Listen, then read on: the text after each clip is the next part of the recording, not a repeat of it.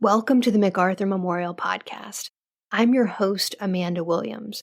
Join me as we explore the life and legacy of General of the Army Douglas MacArthur and discuss a wide range of military history topics from the American Civil War to the Korean War. Greetings from the MacArthur Memorial in Norfolk, Virginia, and thank you for joining us for our fourth MacArthur Q&A session.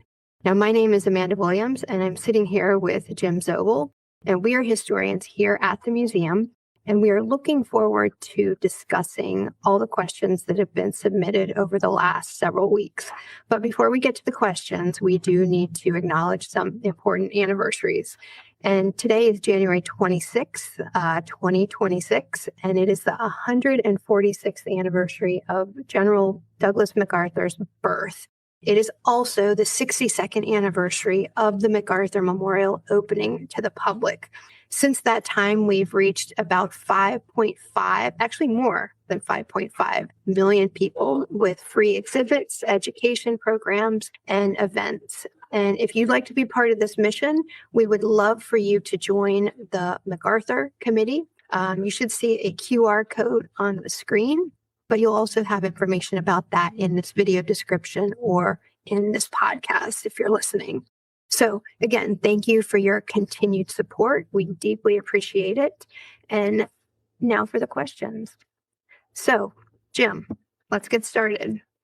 Did any of Douglas MacArthur's successors as Commander-in-Chief of the UN forces or Commander-in-Chief of Far East correspond or meet with MacArthur after he was relieved of duties?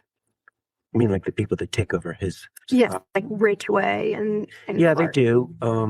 There's, Mark Clark takes over after Ridgway, and then Hull and Lemnitzer, and I think Maxwell Taylor's there for a while. And they do write him. The thing, though, is interesting is like in one of Taylor's letters, he writes to him and says, this is when Taylor is ending his tenure as chief of staff in 1959. And he writes to MacArthur and says, thank you for all the support, everything that you did for me while I was chief of staff. But there's no correspondence between them besides that letter. So, it goes back to MacArthur. He's a kind of person that he does everything one-on-one. Okay. They do a lot of talking like that, and the problem is that we don't have the records of everybody that comes to visit MacArthur while he's at the Waldorf Astoria, so it could be a lot more that, because I was surprised that Mark Clark only had like maybe one or two pieces, because Mark Clark was very vocal in supporting MacArthur's views after his being fired, and when he was there in the problems with the UN in Korea, after Ridgway leaves, and they had a lot in common. But after reading Maxwell Taylor's letter, I think that these guys were probably talking to him a lot that way. Okay. And do you think it's intentional that there's not a lot of record? Do you think after his being relieved of command, do you think it's more of like a let's have meetings and phone calls, but not maybe? Yeah. Official? I don't know. There's pieces, it's like because it says, through all the good times and the bad times of my chief of staff, you were always there, which means that they talked, more than just one time. So, it could be that way for a lot of people. I think that, because I don't think there was any breakup with Ridgway and MacArthur, until after those MacArthur interviews come out after he dies, and so I think before then they probably were the same way like Maxwell Taylor was, because they go to New York a lot and they would meet. Right. All right. Next question. Did Jean MacArthur ever visit the troops in Korea while her husband served as scout? No, she goes there for the Independence Day ceremony of South Korea when the government is inaugurated. I think it's August of 1948, but she doesn't go there during the war or anything like that. Mm-hmm. All right. Who was General MacArthur's favorite NFL football team and his favorite college football team after West Point? I don't know. All we know about is West Point. Right. I look, there's a handful of teams that are in existence, like the Chicago Cardinals, the New York Giants, these, there's maybe like 10 teams. And I look throughout and there's never any invitation or anything like that. Come to this pro game. Yeah. He would go to see the fights in New York. He would go to the baseball games. And that's the other part of the question. What was his favorite? Yeah, but we never see him, go to these pro football games. And any college thing is always West Point. Right. And, they say baseball, the only one we really know that he speaks about and, says is, the greatest competitor ever was Ty Cobb. Right. And, and you got to think when MacArthur is a young man, that's when you have these affinity for ball players, kind of, at least in my life, Right. And so I would think it's more these guys that he knew, like in the early days of baseball and in the early days of football, and they're all West Point guys. These legends that he remembers seeing in person, right, more than a team, unless I think it's Army or it's Team USA. It's Army and Team USA. Olympics, That's it. That's yeah. it. Yeah. Well, that leads into the next question. Who was his favorite football player and who was his favorite baseball player? Yeah, I couldn't even tell you. I thought Ty Cobb, just because. The only people that he really talks about, are like Paul Bunker, who dies in prison camp. He's the great fullback of Army, and that's the people he remembers. Well, Dawkins, I guess, is when he's in his latter years and whatnot. So I maybe. I don't really know. He just liked athletes. Yeah, he liked good athletes. Yeah. And it's like we say, everything's West Point. There's nothing else but West Point. Well, no, I guess you could make the case that a lot of those young men dominated in CAA sports for a lot. I mean, Army was an incredible team, or Navy would have a really incredible team. Whereas now you have other schools that are more competitive. But back then, the best talent seemed to be at some of those service academies. And some of the guys from the service academies go with it. I think it was Robert Nyland goes to Tennessee or something like that, and he's very much a big scion of that football program. And after Nyland dies, MacArthur is very vocal in his praise of him. So he does have favorites, but they all seem to kind of come out of West Point. Right, very loyal. All right. What kind of leisure activities did MacArthur do in Japan besides attending plays and sports? I don't even know if he did that. Yeah. Yeah. I mean, the only thing we know is he had the movie theater there in the embassy. Right. And the honor guard guys talk about they would have movie night almost every night and go in there and see the movies. And the Manchester has the best quotes in there about MacArthur and all of a sudden, Stalin would come on the screen in a newsreel, and MacArthur would be grabbing the arm, just sitting there vociferous, just I'm going to take him out one day. And the newsreel would be oh, a tornado went through Missouri, and he'd be well, I'd wipe that thing out and send in the Marine Division and mop them up, I'm talking about a tornado. So that was his big relaxation. Movies were. I mean, I know he walked a lot, but I think he walked a lot to think and help make decisions. But when it came time to actually just relax, it's movies always. And he likes Westerns. Yeah. Because I think it reminds him of his youth. Mm-hmm. All right. What was General Pershing's relationship with General Arthur MacArthur Jr. like, and how did it compare to that of Pershing's relationship with Douglas MacArthur? Well, we don't really know about Pershing and Arthur just because, all the correspondence is destroyed. And I mean, we know that Pershing's an observer there in Japan before Arthur MacArthur gets there. Mm-hmm. We know that Douglas MacArthur said when he came to visit his dad in San Francisco that one time that Pershing was in the office with him.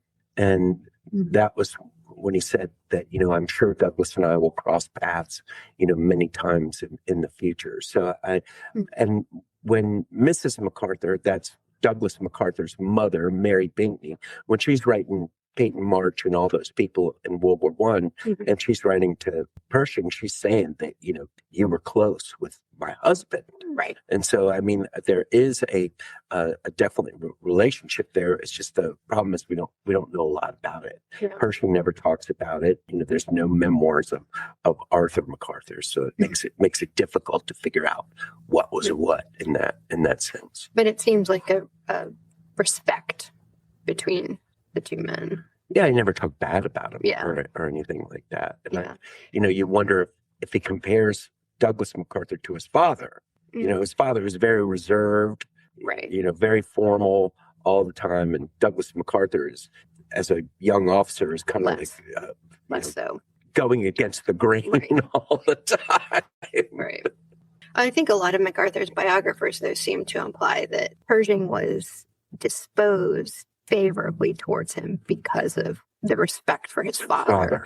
But that MacArthur helps wipe that away pretty fairly quickly. He always respects him as an officer, but like that kind of deep personal respect attachment isn't perhaps there with the son. Yeah, it seems to come later, like, after MacArthur's chief of staff period. Yeah. Rather than, during their time. Not in the heat of the moment. Right. In the war. Yeah. And I think that's where Pershing looks towards MacArthur as, one of his guys. Yeah. In the end, maybe not his first choice, but Right. clearly, later. Okay.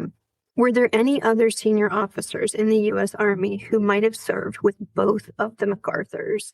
Well, we know Peyton March did. He was like an artillery officer under Arthur MacArthur. Summerall, who's the artillery guy for the Rainbow Division, and then takes over 5th Corps and the 1st Division. He's someone that knew Arthur MacArthur as well as Douglas. There's a lot of other. Enoch Crowder said that he thought Arthur MacArthur was the most arrogant guy he ever met until he served with Douglas MacArthur. That's this one colonel, that serves with Arthur MacArthur in the Philippines, and then serves with Douglas MacArthur on this board later on. So you've got a lot of them that have a lot of different opinions of a lot of different people. Now, Frederick Funston, he does not serve. He doesn't overlap with MacArthur. He does, because he's the commander in Veracruz when MacArthur goes on the exploration.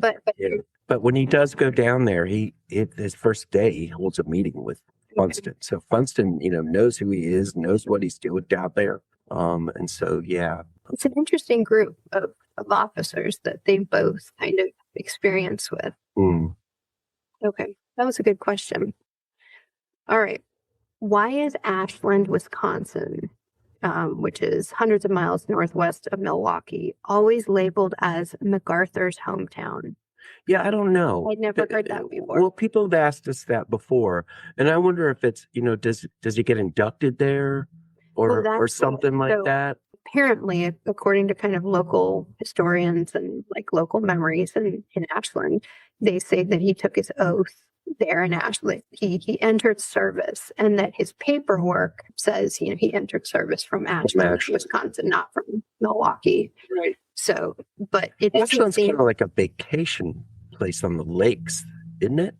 I don't know. Yeah, someone will have to tell us. So I don't know why, but I mean that would seem more logical than anything else. I did a few articles that were just saying that perhaps part of his nomination, that they owed politicians some favors for the help, not just Otgen, but others, and that might have been a place where some of them were, and just as a favor to them, it might have been like he'll get. Well, let's hold on for a half hour. I'll Google Ashland and we'll figure it out. You do that while we start the next question. All right. William Manchester writes how General MacArthur developed an especially close relationship with the children of his then wife, Louise Cromwell Brooks. Did MacArthur continue to have a relationship with them even after their divorce?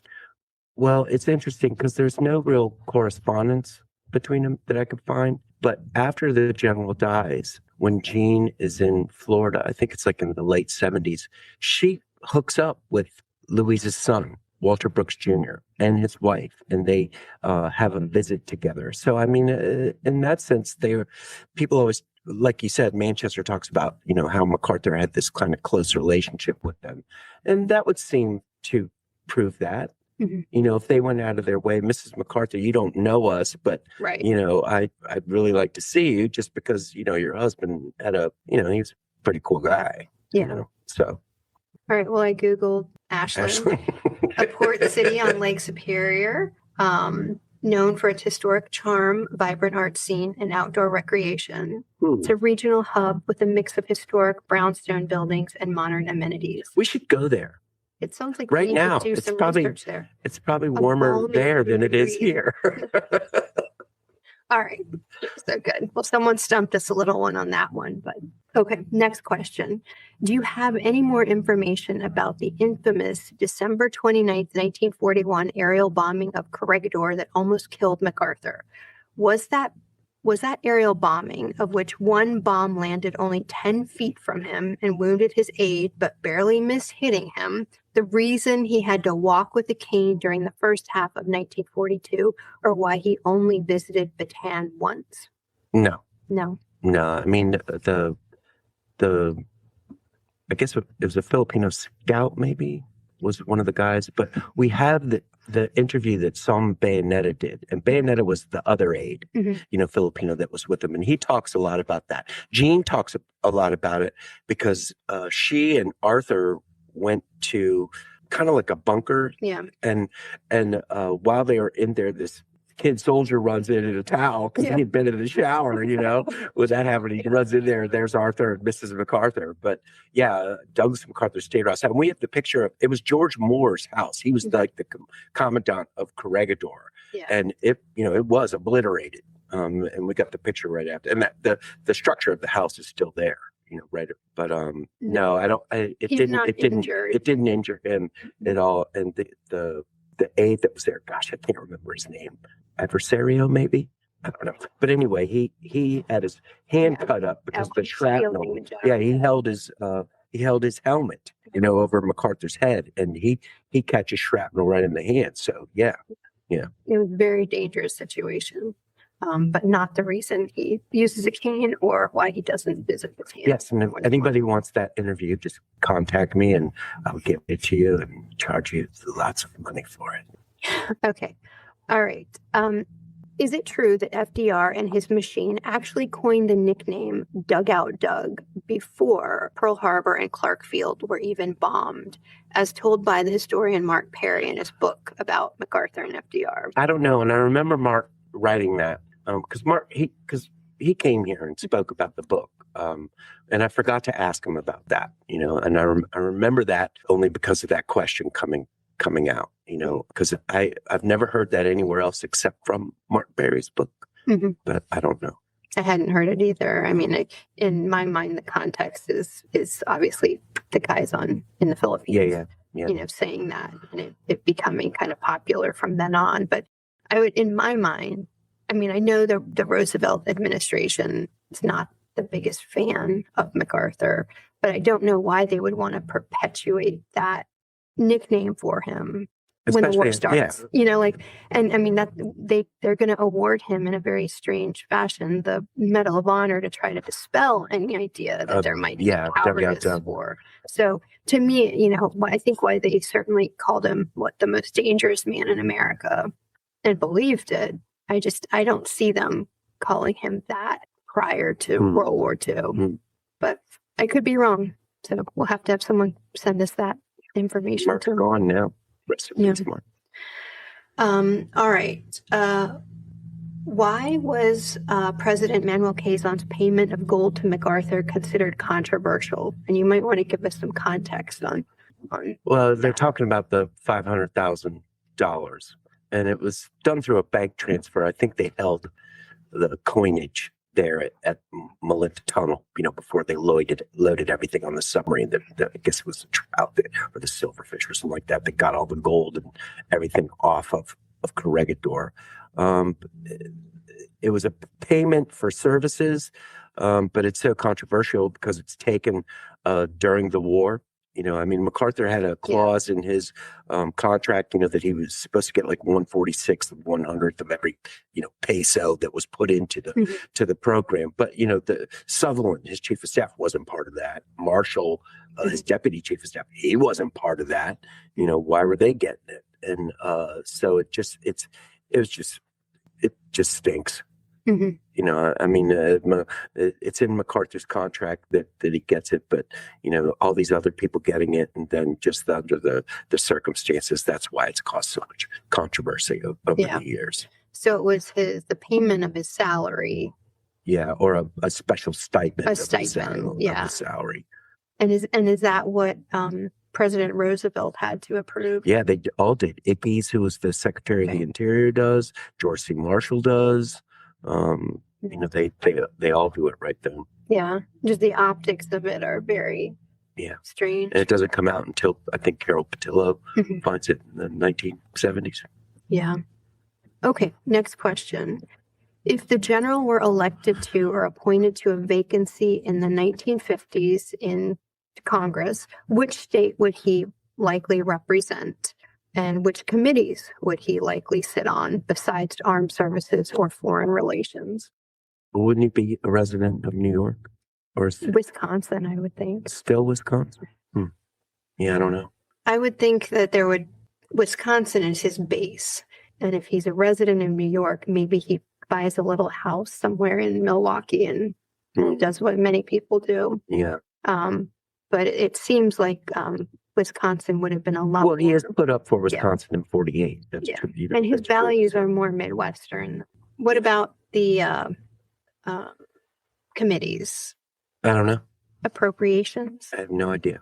He would have been junior, it seemed like though. Military, appropriations, something like that, Like they said, foreign relations, interior. Or there was always people wanting to make him like a minister or like an ambassador or as an advisor on foreign relations, but no precedent was ever, because it's Eisenhower and then it's Kennedy. But I heard someone say one time, he should have been a Speaker of the House. I think by the time he comes back, after he's been relieved of command and he's testified, he's doing all this stuff, I still agree with you. I don't think he's very well, like health-wise. Yeah. And I also don't even see a younger MacArthur as being that political person, that speaker, that person trying to carry a chamber. I don't really see him as a member of Congress and certainly not a member of the House. I think he would have preferred to probably be in the Senate. But then he still would have been junior. Just because you're General MacArthur. Not really compromising or maybe, but I think the Senate and the House work differently than a military headquarters. Sure. And I think, same thing, I think he would have had trouble with becoming president. He's been so used to, for 50 plus years, moving the levers of power in this way. I think they're completely different systems. And I do think he still would have been technically the junior representative from whatever state. And I don't think he needed that. And I don't think he wanted that. Well, I mean, look at when they do the NCAA AAU thing. It's like they're supposed to get their work together. And after like 20 minutes, MacArthur and Blake are like, all right, screw this. All right. We're going to tell you what you're going to do. Yeah. So see, that's what I'm saying. But I think of him sitting on committees. Can you imagine him sitting on committees? I can't really. I see him testifying before committees as like an expert on something, but I don't see him. But who knows? Again, that was a what if. Now, here's another what if. If General MacArthur received a Republican nomination in 48 or 52, who would he likely pick for vice president? I don't know, but he would have asked Hoover who he should pick. True. I think that Hoover was the only guy that he listened to. That he listened to as far as I can see. Well, I was thinking Robert Taft. So it's a divided convention in 52. Like it is really divided. Yeah. And I think, if by some miracle he was nominated, he would need to unify. But think of that. Taft, who MacArthur's father had problems with, who would have, do you think those guys, like during the Philippine years, do you think they would have ever thought our sons will be on a ticket together someday? I also thought Earl Warren, the future Supreme Court justice. Yeah, I think he's governor of California. But he's really, close to. What about Nixon? Too young? When they had the I think it was the 1960 birthday party, Nixon came to visit him right before the party. And it was like, all of a sudden the guys came up and they were like, it's time to go. And Nixon had been there for like maybe about 5 minutes. And MacArthur's like, okay, well, I'll see you Nice later. to see you. We did a podcast a long time ago, years ago, on Nixon and MacArthur. And I think their relationship improved after Nixon's time as Ike's vice president, because he visits him a couple times while he's vice president. No idea. All right. We'll try to find that podcast. It's out there. All right. So no, that was another what if. Now, were there any ceremonies MacArthur attended after being relieved of duties in which he dealt with other five-star generals? So besides the MacArthur hearings and then his meeting with Eisenhower when Eisenhower is president-elect? The only one I know of is with Halsey. They have some function that they go to together. And, Halsey dies pretty soon after MacArthur gets relieved. He's not around too much longer. But none of the others, I don't think he's hanging around with Bradley, or Eisenhower, except for the visit there, or Marshall. Nimitz he corresponds with quite a bit, but I don't think they go to any, MacArthur doesn't go to any functions after like 52. I mean, unless it's something where they're honoring him. And so I wonder if when he gets the gold medal, when they do the congressional medal for him. I've never seen anybody else there. Pictures, yeah. I mean, we have pictures of them there when they awarded to him, and it's all people in Congress. All right. What type of chemical weapons was MacArthur exposed to in World War I that were severe enough to reward him 2 Purple Hearts? And did this exposure lead to health problems for him later on? For example, his 1960s illnesses. Well, everybody always says it's mustard gas. Yeah. That he's subjected to, was it chlorine gas? Was it some other kind of thing? We don't really know. They just say mustard gas because everybody knows James says the first time it's palite, and I could be saying that wrong, but that's like phosgene. And then he says the second time is mustard gas. So both not good. And we know that he's sick pretty much that whole time in Germany. He's got bad respiratory problems. Yeah. Which both of those can certainly do. But I did read that at least in the case of mustard gas, later in life, you're very much at increased risk of cancer, of different types of infections and weakened lungs. So I don't think we can definitively say that anything that he's suffering from in the 60s is related to that. But I'm sure having messed up lungs and respiratory problems for a good part of your life. I think it's more in the 60s, he's put off going to the doctor for forever.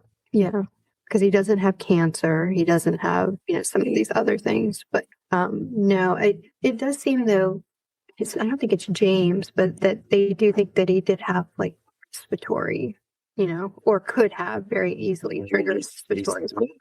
Yeah. And he's doing that. So it could be the combination of all of it.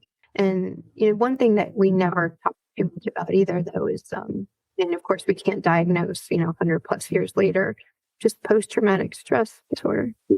We always wonder, could he have possibly had something there? But, we can't say. But there are different historians and people that seem. I think he has it. Yeah. Just from the letters he writes to Louise, that he's still haunted by it all. And I've wondered too sometimes if that's not why he's a little unsteady at points in World War II, like physically unsteady. Like someone mentioned the cane earlier, he seems to tremble at times. People would say he probably has this or that. And then you look at his handwriting when he's 80 years old and it's perfect. So if he had some sort of neurological or degenerative thing that was making him tremble, well, by his 80s, he should be worse than in his 60s and 70s. Yeah. But I've always wondered if maybe a little bit of that in World War II is just from that. Well, that and your indications that are pretty important. I mean, like the surrender of the Missouri, I can understand him shaking a little bit there. That's a big deal, Yeah. Yeah, he is human. It may not seem it, but he is. All right. Now, here's another question. Did his fear of funerals and hospitals come from his World War I experience? And did he ever say anything about why he had a fear of these things? I don't know if he had a fear. T.J. Davis, who was his aide in the 20s and 30s, said that during his chief of staff period, he'd go to the hospitals every week and visit guys, that were from World War I, but he wouldn't get he didn't want any publicity about it. Mm-hmm. And, this is a guy who had a falling out with MacArthur kind of, because he was a big Eisenhower guy, T.J. Davis, but he said that, that MacArthur would always go to these hospitals all the time. He goes there at the beginning of World War II when they're in Buna and New Guinea and visits a lot of the hospitals there. But then he does say to Egeberg, his doctor, that he feels responsible for every single guy that's wounded. Right. Or incapacitated, and it gets to him. Now, the funeral thing, I don't know. We don't see him going to many funerals or any funerals. There's no pictures of him. And he does visit the grave sites, afterward. Like he's there at, that grave at Cabana. Yeah, he's at O'Donnell. He's at Palawan there. He goes to visit the Manila American Cemetery when he goes to the 1961 return there. Goes to visit Joyce Kilmer's grave in the 30s at so I mean it's not so much funerals he's going to. Right. The only funeral I think we have a picture of him at is that one in World War I when that private bird got killed. Okay. Last question, I believe. How many total combined foreign military awards and U.S. military medals did MacArthur receive or earn? And are they all on display at the museum? He got a lot, more than anybody else. And are they all up there? I don't know. Are they? They're not all on display. We don't have room Seems for like all of those. like there's not enough room on his blouse and not enough room there. Korean Order of Military Merit. Yeah, they came just a couple of years ago. There's been talk that perhaps he should have another or a Bronze Star that he did not receive during his lifetime. And so, I mean, at the museum, we don't chase after these outstanding awards, but he turned over everything he had to the city of Norfolk for this museum, 62 plus years ago. Yeah. And there are over 100. And like I said, we just don't have room for all of them on display someday. And like I said, then there's others that are still kind of outstanding that just seem to be coming every couple of years to add to it. So no, pretty impressive career. And I would say that I don't think it wins him a lot of friends sometimes when people see all of those awards. And I think they don't truly understand like the story that most of those tell. I think they see like, well, this is a general officer. He got all these awards and all these enlisted guys died. But really, if you look into some of the citations for, I would say 95% of these, it tells just an incredible story about this man's career. And I love seeing his uniform with as many ribbons as can fit on it, because it just, to me, if you know what some of those campaigns were, if you know what you have to do to receive some of those awards, it's a really, really amazing story. All right. I think that was it. If there's any other questions? That's a lot of questions. Let's see. Oh, there might be one more question. Let me see.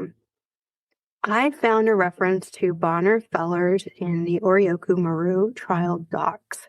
Can you elaborate on his role? Bonner Fellers, his role in the Oryoku Maru trial. I don't know why Fellers would be on that. Send it to us. He's gone by March of 46, but so I'm not sure about that. I don't know why he would be in that. Mm-hmm. Yeah. We'd probably like to see that or tell us where that reference is from, and would be happy to look into it. Okay. All right. Well, I don't know. Again, thank you everyone for your questions over the last month. We enjoyed kind of discussing these, and we look forward to hosting another Q&A again in probably another several months. So for now, that's all. Thank you for joining us. We hope you enjoyed that episode. If you have questions, comments, or topic suggestions, the MacArthur Memorial team wants to hear from you. You can reach us at macarthurmemorial@norfolk.gov or find us on X at MacArthur1880 or on Facebook and Instagram as MacArthur Memorial.